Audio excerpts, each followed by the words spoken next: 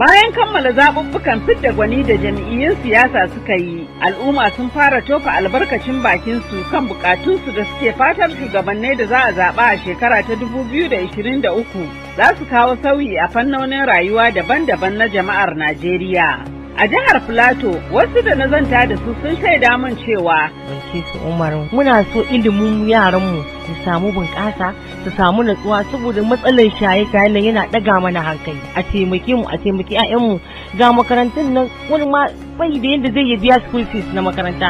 Shi yasa muke kokarin mu dan tsinduma cikin siyasan nan mu gani a dan yi da mu saboda 'ya'yanmu na gaba su samu ilimi mai albarka, mu mu samu rayuwa mai amfani. Sunana Jabir Abdulrazak. Su rashin aikin yin nan wani babban abu ne. Ɗalibai da dama sun gama karatu a jami'a babu aiki. Kana da bukatu, akwai aure, akwai su, akwai waye. Su kaga wannan shi ke sa wani ya wada cikin halaka ko shaye-shaye ko waye da wasu abokai na banza. Kan haka na nemi jin alƙawuran da 'yan takara za su yi wa al'umma. Barista Caleb Mutfwang shi ke takarar gwamna a ƙarƙashin lemar PDP a jihar Filato. Ya ce batun tsaro na kan gaba da zai magance don samar da kayayyakin more rayuwa wa al'umma. Fatanmu ne da shigowarmu ba da daɗewa ba. Mutanen Plateau za su yi bacci da idanu biyu, security kenan. Na biyu, za mu tabbatar cewa yunwa da take ƙasa mun magance ta, domin mutane za su sake samun arziki domin su taimaka wa kansu da iyalansu.